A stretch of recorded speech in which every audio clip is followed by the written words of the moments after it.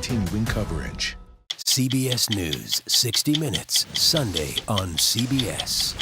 You can't get answers in a tweet on Face the Nation. We try to separate the noise from the news. You need to be able to have an actual conversation.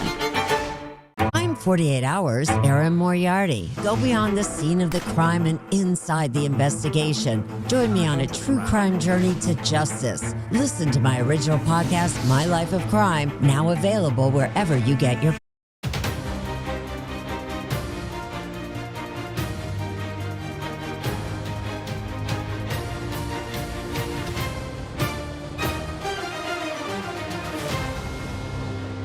Before we defend the borders of foreign countries, we have to get our act together. For us to fail to come together and support Ukraine in their ongoing fight for freedom against Russian aggression would be a huge gift to Vladimir Putin. If you punch me, I punch back.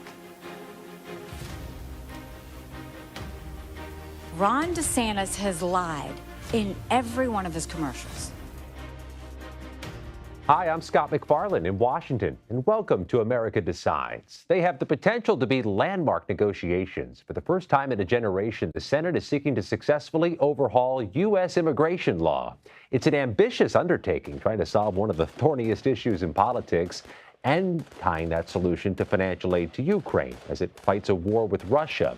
The talks began with urgency and with hopes to cut a deal by the holidays, but that urgency has clearly given way to resignation. It's going to take a while, which means both immigration reform and Ukraine might be put on hold well into 2024, a year in which an election has immigration as a top issue among Republican primary candidates and Republican primary voters. But no matter what happens next, there's already a political impact. By agreeing to negotiate a separate dispute to supply aid for Ukraine, Congress has set a precedent. Future money for the war zone might also get tied up and bogged down in complex negotiations on very unrelated matters. Major Garrett and Ed O'Keefe join us now. Major is CBS News' chief Washington correspondent. Ed is CBS News' senior White House and political correspondent. Ed, we know the Senate negotiators resumed this morning. They're back at it tonight. The White House is involved in all this. Where is this negotiation headed? It really hasn't changed much, Scott, since the weekend when we know everybody was talking. Well, there's still just a lot of talk. Democratic leaders suggesting there's been progress. Republicans saying they're pleased that the negotiations have continued as seriously as they have. But over the weekend, a handful of them said, we want to have a group meeting, a caucus meeting in January after the break to really go over this to ensure Republicans at least aren't giving away the store. Meanwhile, the White House and Democrats involved in the negotiations are also starting to hear about it from progressives and Latino lawmakers in the party saying, don't give away too much on an unrelated matter. If you're going to debate border security on issues of war funding this year, what's to say next year there isn't some other unrelated matter like abortion policy that has to be negotiated away? Or would the White House even do that? Why are you negotiating over immigration and border policy at a time when, for example, you're standing with voters who are Latino or younger and worried about the issue of immigration, at least on the Democratic side, is not in great shape? Major, so many of these big things are done against a hard deadline. This is clearly being rushed to a degree, to a deadline. Is that a good sign or an unhealthy sign of where things are? It's a sign that the White House did not engage as directly as it probably should have a month ago on some of the concessions it now is willing to make on the Republican side of this ledger, Scott, which is all about border security, tightening up the application and approval process for those seeking asylum and detention either in a third country, namely Mexico, or in detention facilities or arrangements here in the United States that are much more like the Trump administration, much less like the current Biden administration. And when you talked about the difficulty historically of working out immigration policy, that's because the left was getting something and the right was getting something. And bridging those gaps were always difficult. I know I've covered that many, many years. This is not about bridging those gaps. This is all about how much on the Republican side is the Biden White House willing to travel and to concede almost entirely on policy matrices decided and articulated by Republicans. That's what's making this all the more difficult, not only to get Republican satisfaction, but tamp down, if possible, restiveness, if not downright opposition on the progressive left.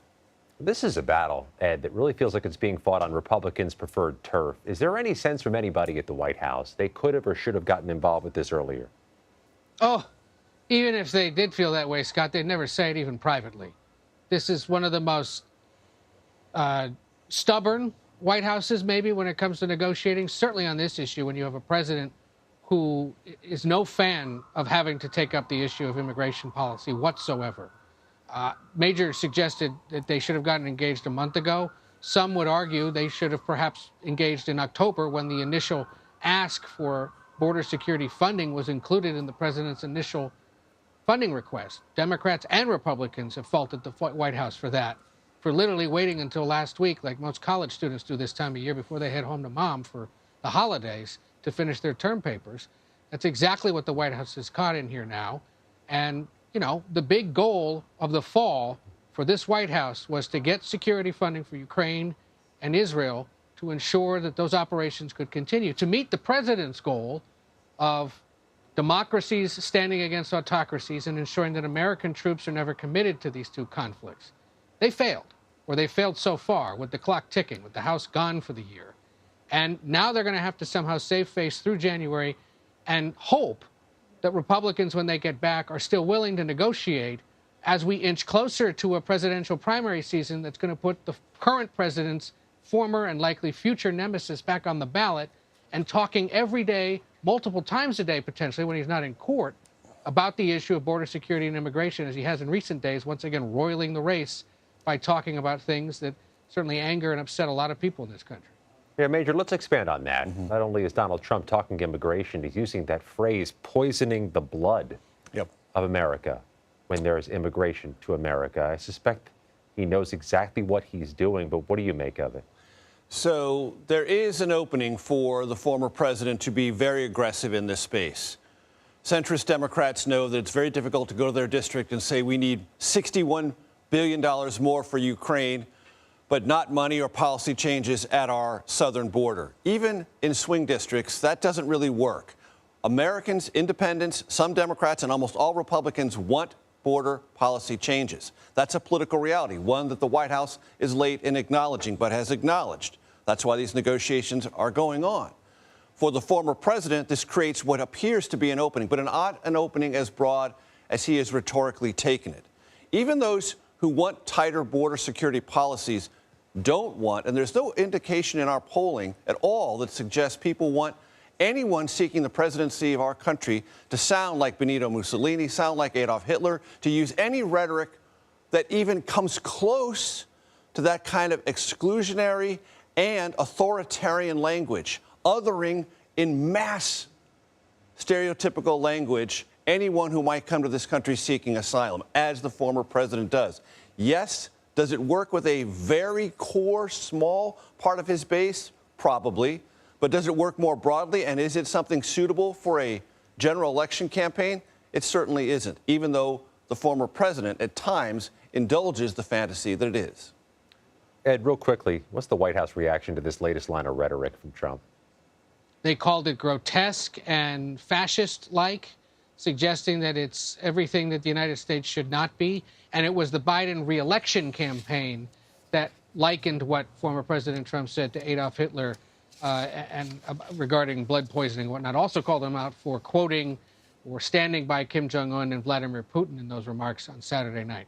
You'll continue to hear them do that throughout this as necessary, as needed, because, you know, part of the strategy here at the White House is to remind voters, look, it's either me or him.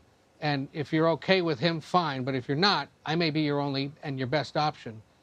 And so they will call it out as needed. And they believe, ultimately, when the rest of the country starts paying more attention to the election process, because we appreciate and understand that most are not necessarily right now, but when they realize that he is potentially going to be the nominee, whether that's as early as January or whether it takes until March or April, then they believe really the coalition that existed before will start coming back, because they'll realize that it's him again and something they can't support.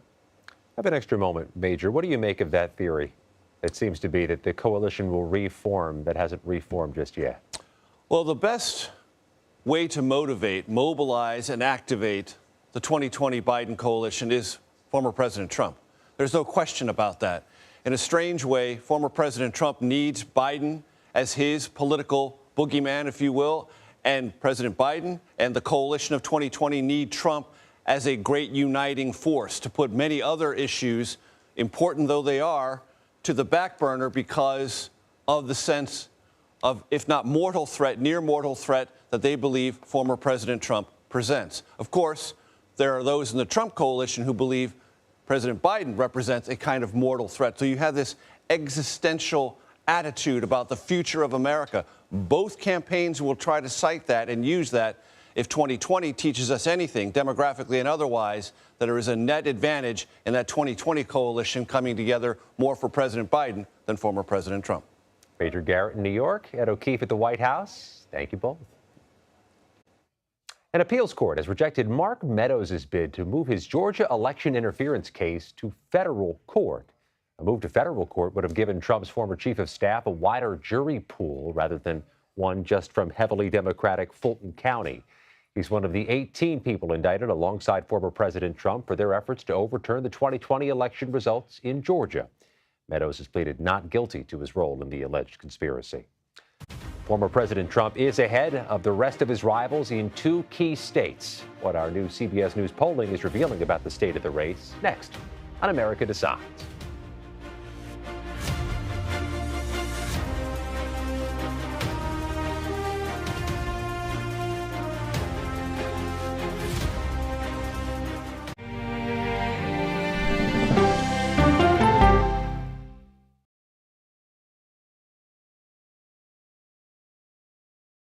Well, let me start with this. This really happened. Have you told the government? Did any of that make sense? What's your response? You want me to just What's keep wrong going? with that argument? What have you learned? Do you know why? Why? Why? It's time for 60 Minutes, Sunday on CBS. An original documentary from CBS Reports. Since you started La Soup in 2014, do you have any sense as to how much food you've rescued from the landfill? We've rescued 4.5 million pounds. I can't even fathom how much food that is. And that's one little person in one little city in America. We're going to call this chicken piccata. We did 450 of these meals today. This is the exact dish that you and I are going to have. Yep. Oh, really good. Is it good? Mm-hmm. Having a plan of how to keep people fed should be in every single city. If we eliminated food waste, could we eliminate hunger? Yes. Eating Trash, now streaming on the free CBS News app. An original documentary from CBS Reports. You had a substitute teacher that was pretty popular. What was his reputation? Everyone loved him. You had to miss a test. What did he offer to have you make up the test? He said that I can come by after school was all over and just take the exam. The blinds were down. He closed the door. The next thing I knew, he was right next to me. That's when I realized what was going to happen. Even if I wanted to scream at the top of my lungs, no one would hear me because no one was there. He told me that if I ever said anything to anyone, he would kill me and he would kill my family. So I did it. Pledge of Silence, now streaming on the free CBS News app. He was there when the war in Ukraine started. Extreme history. It's a big moment. The extraordinary story behind Sean Penn's new Paramount Plus documentary, Superpower. When we go person to person. An original documentary from CBS Reports. AI is among the most world-changing technologies ever. Curing diseases, scientific breakthroughs, making lives better. They can help us with medical discoveries, scientific discoveries, doing better agriculture, having cures for things like Alzheimer's. It's also going to really transform the way we work. The uplifting potential of artificial intelligence is limitless. It gives you a friend, somebody to chat with 24/7 that is non-judgmental. He makes me feel loved and desired. And so are its downfalls. The problem with all this AI is that it's unpredictable and uncontrollable. The choices we make now will have lasting effects for decades, maybe even centuries. The ChatGPT revolution, now streaming on the free CBS News app. It's like a screenplay, something straight out of Hollywood. Human remains found this week. The mystery would haunt investigators for years. A gripping true crime original, 48 Hours, now streaming on the free CBS News app. He's very likable. I agree with that. I don't think I'm that bad. You're likable enough. Thank you so much. Welcome back to America Decides. That was then presidential candidate Barack Obama's infamous comment about Hillary Clinton's likability at a debate in New Hampshire in 2008. Today in the Granite State, former President Donald Trump leads the field, but only 36% of GOP voters there describe him as likable. According to a CBS News poll, he also holds a commanding lead in Iowa. CBS News' Executive Director of Elections and Surveys, Anthony Salvanto, joins us now. Anthony, your polling shows a lot, but who is seen as likable or reasonable in the Republican field, and does it at all matter?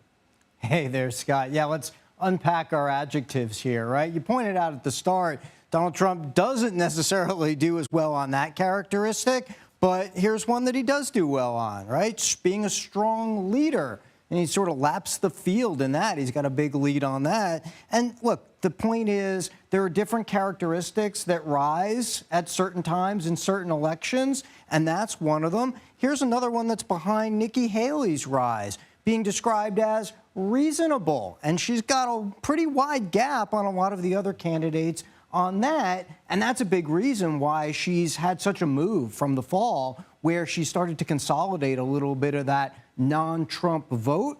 But yeah, it's about what people are looking for in that moment, juxtaposed against what they see in the other choices, Scott. Anthony, it just jumped out at you that somebody who trails in the issue of being reasonable is winning. So what does our polling say about why Trump has such a big lead in Iowa? Well, there's one of those that I showed you about being described as a strong leader. Two other things. One is, look at the percent, nearly half of Iowa caucus goers who describe themselves as being part of the MAGA movement. So he's got an almost built-in base there, right? The other part is that they think he can beat Joe Biden and shares their values, among other things. And then let me show you this about Iowa, because this has really been in the news here.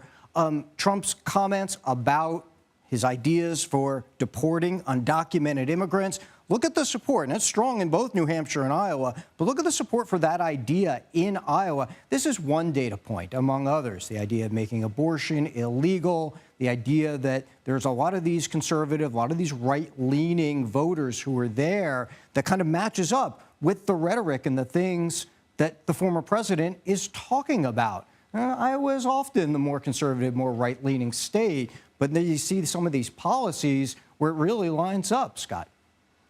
Both Iowa and New Hampshire, is this immigration issue disproportionately important? It's just one of the issues, but it seems like it coincides with the leader in the polls. Yes, it is. It is very important. Republican voters in both places put this way at the top of the list. Yes, the economy is important. Yes, finding somebody who can beat Joe Biden is important. But immigration and the border in particular has stood out throughout this process, throughout this campaign, as something that's sort of a must-have agreement for these Republican primary voters, Scott. Excellent work in New York, Anthony Salvanto. We thank you very much. The gloves are off between Ron DeSantis and Nikki Haley in the battle to become the top Trump alternative. We take you to the Hawkeye State for the latest on their campaigns. As we continue, you're streaming America Decides.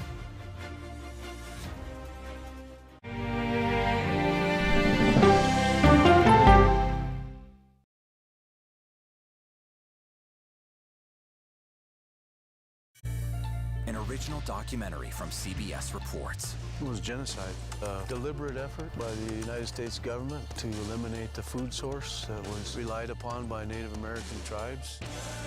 American bison were slaughtered and Native Americans displaced. And that's how tribes were subjugated to reservations and our lands were taken. But now, through conservation efforts at Yellowstone, Buffalo provided everything that we needed. Now they need help. a herd grows. We need to step up and help them. And a culture is reborn. When the buffalo return and come back, that's when our tribe will begin to heal. Yellowstone Bison Revival, now streaming on the free CBS News app. She is a beloved American icon and head of a media empire. But is Oprah Winfrey happy? How do you define happiness? Yeah, I call it happierness. Find out when we go person to person. An original documentary from CBS Reports. That desired farm, it's a wonderful place to raise children, and it still is. Promises broken. Black Americans have been the target of racism and discrimination pretty much from the time they acquired ownership in the land. Costing black farmers hundreds of billions in generational wealth. They did everything to make sure we were run off that land. But communities are uniting to continue the fight. Collective ownership is powerful. To keep their land and their dreams alive. To watch my children play on land that we own means everything. So land is power. Most definitely. 40 Acres and a Mule, now streaming on the free CBS News app. She's a country music legend, philanthropist, fashion icon, and now rock star. I think there's a lot to be said about being comfortable with who you are. Find out what's next for Dolly Parton when we go person to person. There is no more room in our city. New York City is receiving record numbers of migrants. Today, we're going to have more than 500 adults and children come through that door. Tensions rise as shelters reach max capacity. We don't have to take care of them. CBS Reports goes inside a crisis cities and families are facing as they fight to survive. The United States still has a glimmer of hope for people to come here. Fighting for a future. Now streaming on the free CBS News app. Hey there, welcome to The Uplift. I thought she was a groom, and I stepped back and I went, oh, you're the queen. She's going to be with me every instant that I'm alive. I just wanted to see if you'd go to Disneyland with me today. I look over at him and he's smiling. I'm going to remember that the rest of my life. They told us when he was going to be born, he was only going to live for 30 minutes. It's really a miracle that he's with us today. The Uplift. Stream now on the free CBS News app.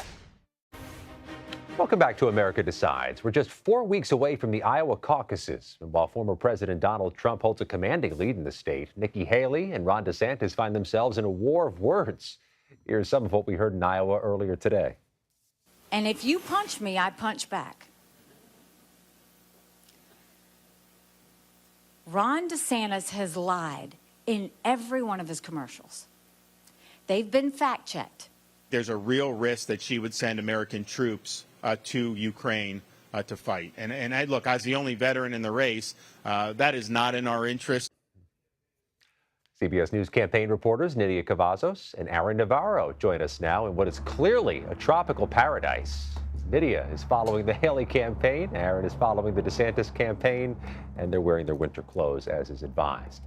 Aaron, let's start off with the issue of Ron DeSantis stumping with Congressman Tom Massie of Kentucky. Why is that important and why is that potentially controversial? Scott, that's how we know the Iowa caucus is getting closer when it gets colder, but the attacks are getting hotter. The Governor DeSantis and Haley had really been lobbing attacks at each other in the past couple of weeks beyond the debate stage. And the latest came this weekend from Nikki Haley's campaign, where they alleged that Thomas Massie, a congressman that can maybe take some pretty controversial votes, as you know, covering Capitol Hill, Scott, and saying that he is the most anti-Israel Republican in Congress. Take a listen to what Nikki Haley had to say in Iowa. Ron DeSantis, who says Ukraine's a territorial dispute and that this is Israel's war, not America's war, turns around and brings in a Republican into Iowa that is the most anti-Israel Republican there is, who voted with the squad. And I asked Massie and DeSantis, who were campaigning together in Iowa this past Saturday, about Haley's campaign and the comment that they made about Massie. Take a listen to what Massie and DeSantis had to say. Nikki Haley's campaign actually went after Governor DeSantis yesterday, and they called you the most anti-Israel Republican in Congress. Given some of your votes, some of the things you said about AIPAC, things like that, can you kind of address that? Well, first of all, let me say, I agree with Ron DeSantis on about 85% of the things. And you can go back and look at our votes. We didn't think alike on foreign policy, right? I'm here to support him because I know what's in his heart. I know he's like the smartest guy I ever met in Congress. There's no close second, okay? And so I'm supporting him as a person, and you know, we're going to have policy differences. Look, Massey is one of DeSantis' friends when he was in Congress. But DeSantis later on in that answer said, we may not agree when it comes to foreign policy. And DeSantis made it clear that he is pro-Israel. But he thinks him and Massey have enough in common that they can campaign and, advocate for a different person to represent the party for the White House. Nydia, obviously Nikki Haley is trying to grow her base of support. I'm wondering how enthusiastic her base of support is. What are you hearing from Haley potential voters?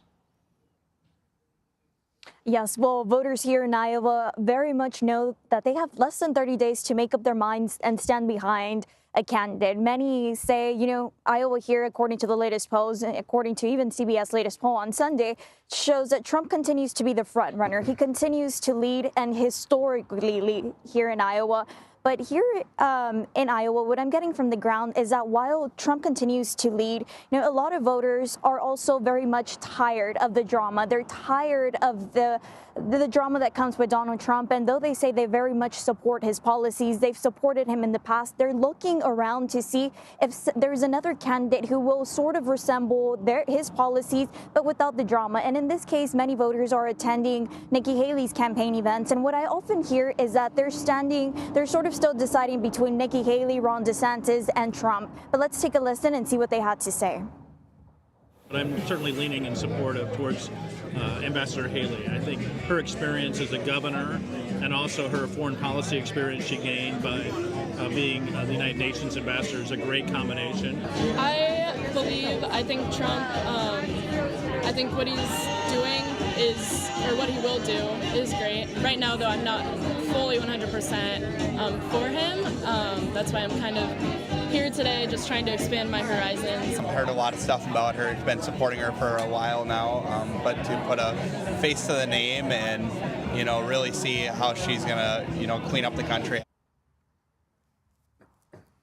And border issues here in Iowa continue to be very much of importance to voters. They say that they want border security. And according to the latest CBS poll, it also shows that the majority of the GOP likely caucus goers here in Iowa and also for New Hampshire, they very much support mass deportation. So that gives you a sense of where voters stand. And though a lot of them have been supporting Trump in the past, they say they're tired and they're looking around, and we'll see what they have to say on January 15th.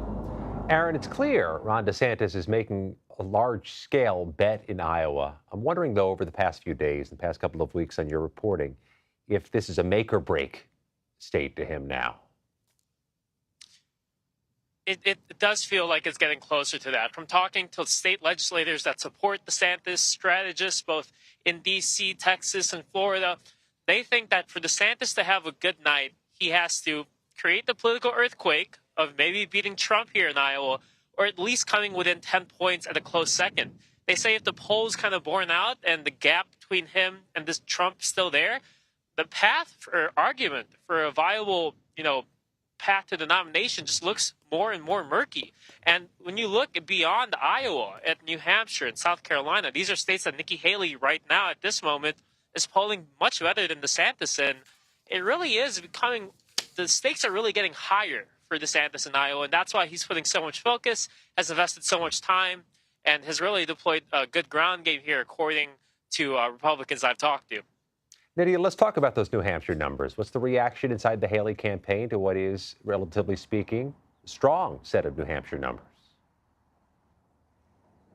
Yes, definitely. It is strong, and these latest numbers show that Nikki Haley continues to gain momentum in New Hampshire. And while New Hampshire is a state that, again, Trump continues to lead, what the polls revealed is that Haley is gaining ground on Trump. She's seen as a candidate that is likable, that is prepared, and that is much more reasonable than former President Donald Trump. And these numbers to her favor actually come just after Nikki Haley had a big week here in New Hampshire after Governor Sununu endorsed her.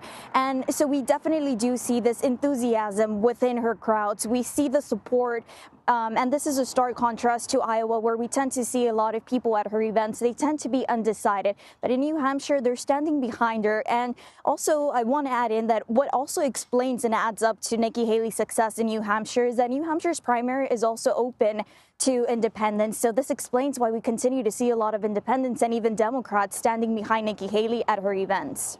Just a few seconds left, Nydia. What do you expect in the week ahead from the campaign? Nikki Haley is going to be campaigning here in Iowa. She's increased the amount of events that she's going to be having. Typically, we would see 1 to 2 events, and now we're seeing that there's 10 events within a 5-day swing. So this is before her team breaks for the holidays, and so we can definitely expect that either she's going to be back in Iowa or New Hampshire to continue to gain on Donald Trump. Aaron, quickly, what do you have the week ahead with Governor DeSantis? Iowa. It's all Iowa before Christmas, after Christmas, up until January 15th.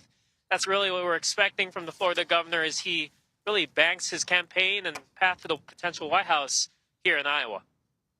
Looks like you both have a rocking chance at a white Christmas there. Nydia Cavazos, Aaron Navarro, thank you both. That does it for today. You can stream America Decides Monday to Thursday at 5 p.m. Eastern. You're streaming CBS News.